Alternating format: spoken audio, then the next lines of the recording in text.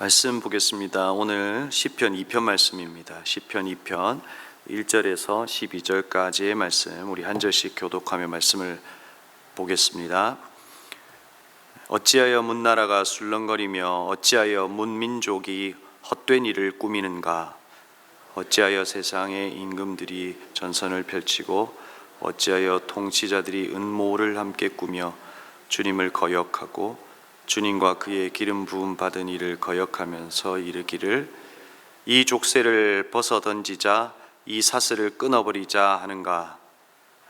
보좌에 앉으시니가 웃으신다. 내가 주님께서 그를 비웃으신다. 마침내 주님께서 분을 내고 진노하셔서 그들에게 호령하시며 이르시기를 내가 나의 근산 시온산에 나의 왕을 세웠다 하신다. 나 이제 주님께서 내리신 칙령을 선포한다. 주님께서 나에게 이르시기를 너는 내 아들, 내가 오늘 너를 낳았다.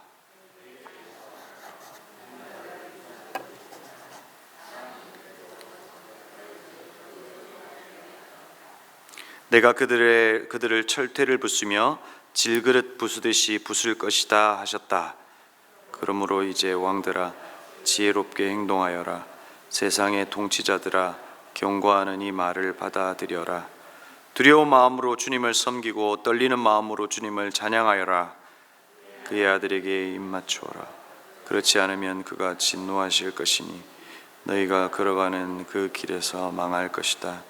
그의 진노하심이 지체 없이 너희에게 이를 것이다. 주님께로 피신하는 사람은 모두 복을 받을 것이다. 아멘.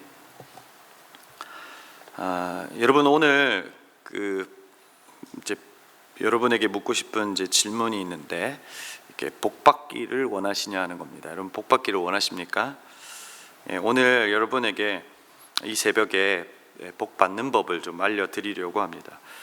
먼저 복이 뭐냐 하는 걸 한번 좀 살펴볼 필요가 있습니다. 그러니까 구약의 전체 흐름 속에서 이 복을 뭐라고 이야기할까 하는 거죠. 그러니까 구약의 큰 흐름 속에서는 자손, 땅, 민족의 개념으로 이 복이라고 하는 것을 설명합니다.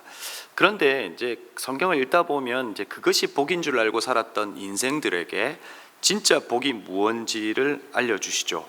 바로 하나님 그 자체가 복이다라고 하는 것을 알려주십니다. 특별히 이제 아브라함에게 볼 수 있는데, 아브라함을 복이 되겠다라고 했습니다. 그리고 그에게 자식도 주겠다라고 이야기했고, 그의 인생에서 자식은 참 중요한 것이었고 복이 될 줄 알았는데 하나님께서는 그 복을 제물로 바치라고 이야기하시죠. 그가 그렇게 합니다. 이 부분을 단순하게 이 해석하면 아브라함에게 어떤 일이 벌어진 겁니까? 그에게 자손, 땅, 민족이 복이 될 줄 알았지만 하나님이 복이라고 하는 사실을 알았기에 그렇게 할 수 있었다는 겁니다. 그 모습을 보시고 하나님께서 그를 의로 여기셨다라고 말씀하고 있는 거죠. 그러면 여러분, 신약에서의 복의 개념은 어떻게 설명할 수 있을까요? 우리가 잘 알고 있는 팔복에서 복을 말하죠. 심령이 가난한 자는 복이 있나니라고 말합니다. 이걸 원문에 좀 가깝게 번역하면 이렇게 좀 그림 언어로 번역할 수 있습니다. 벼랑 끝에 서서 예수님을 붙잡는 이가 복이 있다, 이렇게 말할 수 있습니다. 벼랑 끝에 서서 그 어떤 것도 붙잡을 수 없는 상태에서 내게 복이 되겠다라고 하는 그 어떤 것이 아니라 예수 그리스도를 붙잡는 자가 복이 있다라고 이야기하는 거죠. 그러니까 신약에서의 복, 신약에서의 복음은 뭐냐 하는 것이죠. 그건 바로 예수 그리스도다라고 하는 것이죠. 그러나 이 복이라고 하는 것은 우리가 영어로 하면 God bless you 이렇게 하잖아요. 그 bless라고 하는 것은 blood를 어원으로 하고 두는 겁니다. 그러니까 복이라고 하는 것은 그 마카리오스, 피를 전제로 한 것이라는 거예요. 예수 그리스도의 피 흘리심을 전제로 두고 말할 수 있는 것이 신약에서의 복이다라고 하는 것이죠.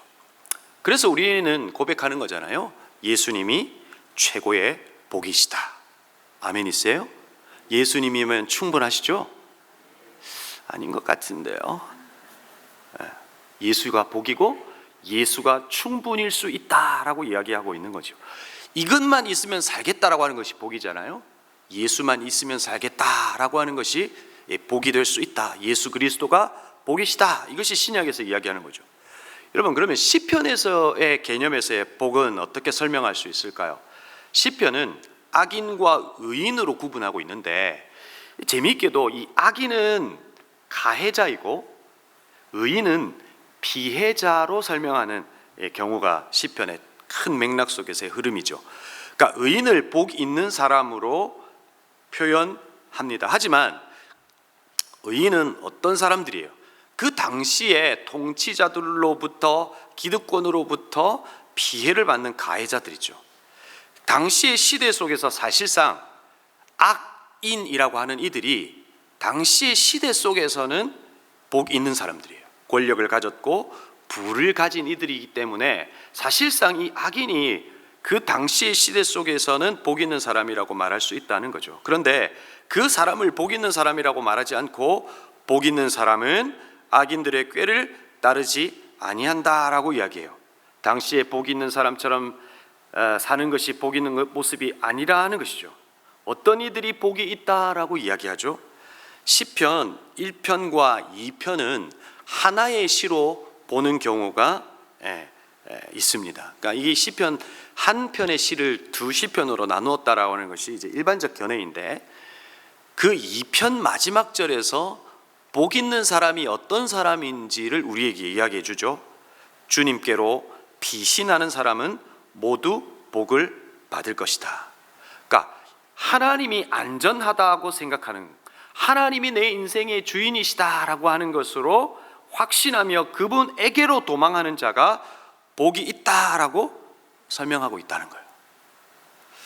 간단하게 설명하면 이런 거예요. 제가 이제 우리 큰아이가 한 2-3살 때의 일이에요. 아이를 안고 이제 계단을 내려가고 있는데 이 바닥이 얼음에 이제 얼어져 있어서 제가 이제 넘어지고 말았습니다. 여러분, 그때 부모들은 어떻게 합니까? 그러니까 보통은 이제 아이를 막 안고 희생하면서 막 이렇게 할 것 같은데 제가 그냥 놓쳐버린 거예요. 근데 이 아이가 이렇게 다행히 그 이제 밑에 있는 아이스박스에 떨어졌어요. 그래서 이제 뭐 이렇게 다치지는 않았는데, 근데 제가 얼마나 미안했는지 몰라요. 그런데 여러분, 신기하게도 그 조그마한 아이가 그 계단을 내려가면 어떻게 하냐면 어떻게 할까요? 그 순간이 기억이 났는지 아빠를 꼭 껴안아요. 그러니까 꼭 붙잡아요. 그 아빠 저를 놓치지 말아주세요, 막 이런 의미였던 것 같아요. 근데 이 아이의 그 아빠를 붙들 때의 마음은 어땠을까요? 아빠 놓치지 마세요, 이런 마음도 있었을 거고, 아빠 난 당신을 믿지 못할 것 같아요, 뭐 그래서 붙잡았는지는 잘 모르겠어요. 오늘 이 시편 1편과 2편에서 복 있는 사람, 그분에게로 도망하는 자, 그분을 붙드는 자가 복이 있다고 결론을 내리고 있는 거예요. 사랑하는 성도 여러분, 어떤 상황 속에서도 예수 그리스도가, 하나님이 저와 여러분의 복이 될 수 있기를 바랍니다. 그 상황 속에서 도망할 수많은 곳이 있지만, 주저앉을 이유도 있지만 하나님에게로 도망가고 그 하나님을 붙드는 저와 여러분이 되기를 주의 이름으로 축복합니다. 이것이 복 있는 사람이라고 이야기하는 거죠. 자, 그러면 이제 이 시편 2편에 대한 좀 이해가 필요할 것 같아서 시편 2편을 좀 살펴보겠습니다. 여러분, 오늘 시편 2편의 표제, 그러니까 이 시편의 제목을 기록하고 있지 않지만 신약 성경 사도행전 4장, 그리고 사도행전 13장 33절, 히브리서 1장 5절과 5절에서 이 시편을 인용하면서 이 시는 다윗의 시로 그냥 이렇게 구분하고 있습니다. 그리고 존 스튜어트도 이 시에 대해서 이 시의 극치는 메시아에게 적용되는 데 있다라고 이야기하죠. 무슨 말이냐면, 오늘 시편 6절에서 내가 나의 산 거룩한 시온산에 나의 왕을 세웠다라고 하는 표현이 있는데, 이 표현을 두고 왕의 즉위, 그러니까 예수 그리스도의 즉위를 이야기하고 있다. 그분의 왕권과 하나님께서 아들에게 주신 그 통치권에 대한 이야기를 하고 있다라고 하는 것이 이제 이 신약에서 이 시편을 인용하는 이들의 이제 표현이라는 것이죠. 그리고 이 시를 이제 사연으로 구분할 수 있습니다. 첫 번째 연은 2편 1절과 3절까지인데, 세상의 나라들과 통치자들이 하나님과 하나님께서 세우신 왕을 대적한다라고 하는 이야기를 하죠. 그러니까 하나님께서는 분명히 말씀도 주셨고 통치하겠다고 말씀했지만 세상 왕들은 이것을 뭐라고 생각한 거예요? 족쇄를 벗어 던지자 이 사슬을 끊어버리자라고 이야기하는 거예요. 그러니까 하나님의 다스리심이 그들에게는 뭐가 된 거예요? 족쇄가 되었다. 여러분, 우리에게도 있을 수 있지 않을까요? 하나님께서 우리에게 말씀을 주셨고 하나님께서 다스리신다고 말씀하시고 그분의 말씀을 순종하라고 이야기하실 때 가끔은 이것이 우리에게 족쇄처럼 느껴지기도 한다는 거예요. 그러니까 그들의 모습을 지금 이 시인이 이야기하면서 그려내면서 이것이 좀 잘못된 게 아니냐라고 이야기하는 것이죠. 그리고 이제 두 번째 연인 4절과 5절에서는 이런 상황 속에서의 하나님의 반응을 이야기하죠. 4절에서 하늘 보좌에 앉으시니가 웃으신다라고 되어 있죠. 하나님의 다스리심을 족쇄로 여기고 그리고 하나님의 통치에 따르지 않은 그 반역의 상태에 있는 왕들에 대하여 하나님은 그것에 대하여 결코 두려워하거나 당황하지 않으신다라고 하는 것을 4절과 5절에서 이야기하고 있습니다. 그리고 세 번째 연이 대관식의 노래 혹은 왕의 즉위시라고 이 이름을 붙일 수 있는 부분인데, 왕의 즉위와 그 명령을 선포함으로써 온 세상의 통치권을 가지고 있다, 하나님께서 가지고 계신다. 이걸 이제 신약으로 넘어가면 예수 그리스도께서 이 통치권을 가지고 계신다라고 하는 것을 오늘 이 3연에서 이야기해 주고 있는 것이죠. 그리고 네 번째 이 4연을 통해서 이제 그 왕들에게 하나님께서 뭐 하세요? 경고를 주고 계시고 다시금 하나님에게로 돌아올 것을 초청하고 있는 거죠. 11절 보면 두려운 마음으로 주님을 섬기고 떨리는 마음으로 주님을 찬양하여라. 다시금 그분이 족쇄가 아니라 그분을 향한 그 경외심의 회복이 일어나기를 바란다. 그래서 그분의 온전한 다스리심을 받기를 원한다라고 하는 것이 오늘 이 시의 내용이라는 겁니다. 자, 그러면 이제 말씀을 마무리하려고 합니다. 오늘 이 시를 통해서 우리에게 묻고 있는 질문이 있습니다. 그게 뭐냐면 첫 번째, 너의 왕은 누구냐는 거예요. 그러니까 저와 여러분의 왕은 누구냐? 무엇이 우리를 다스리고 있냐는 거예요. 우리의 이 마음 안에서 진짜 주인의 자리를 차지하고 있는 게 누구냐는 거예요. 나냐? 돈이냐? 내 삶의 경험이냐? 아니면 내가 정의 내리는 어떤 삶의 모습이냐? 우리에게 묻고 있는다. 진짜 예수 그리스도가 너의 왕이냐라고 묻고 있는 거예요. 두 번째는 복 있는 사람이 누구인지를 이제 우리에게 알려주고 또 묻고 있는 것이죠. 여러분, 당시 사람들은 로마 황제를 신으로 여겼습니다. 특히 도미티안 황제는 곳곳에 자기의 동상을 세워놓고 그것을 신으로 섬겼습니다. 그런데 그리스도인들이 로마의 왕을 신으로 거부하는, 그래서 예수 그리스도를 그리스도와 주로 입술로 고백하는 것, 입으로 시인하는 것, 이것은 어떤 결과를 준 겁니까?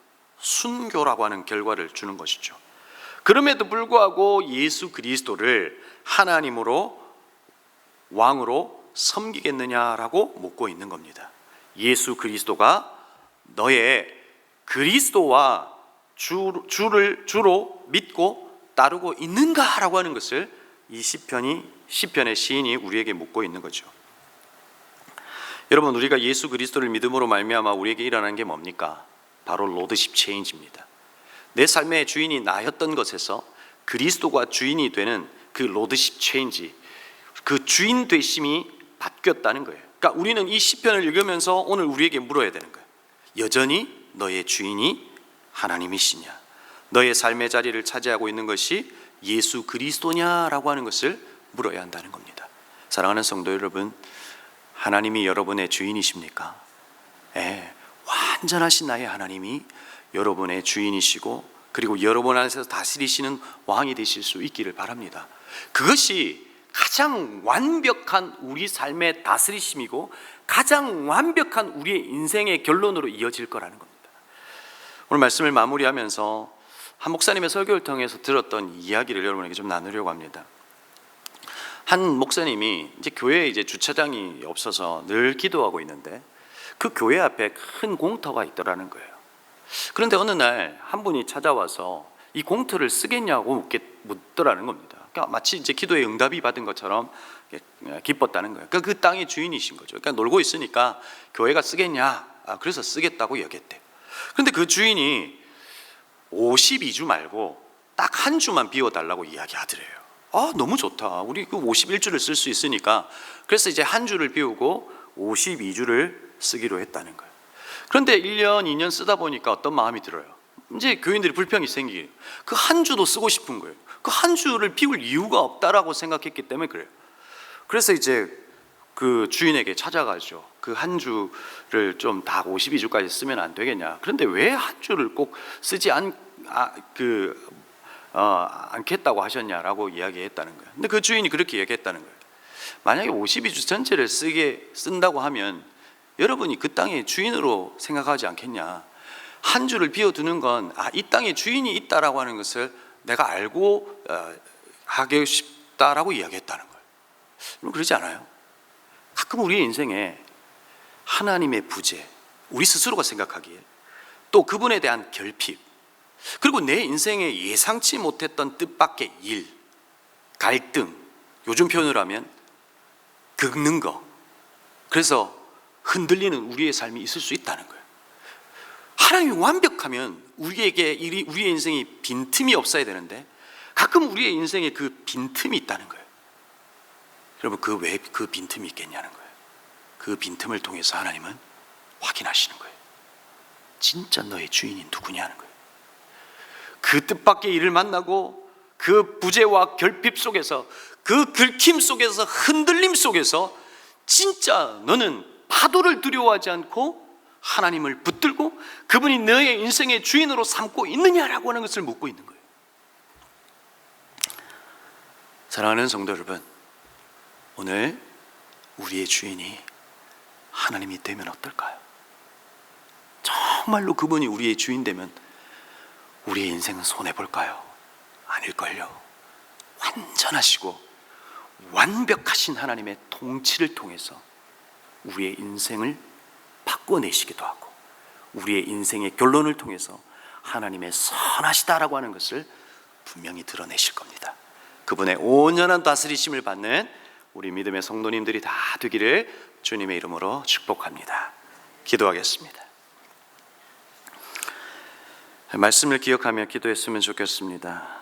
오늘 시인이 왕들의 반역, 너희들은 왜 나의 다스림을 족쇄라고 생각하느냐, 사슬을 끊어버리자라고 이야기하느냐 라고 묻고 있는데, 이것은 우리에게 던지는 질문입니다.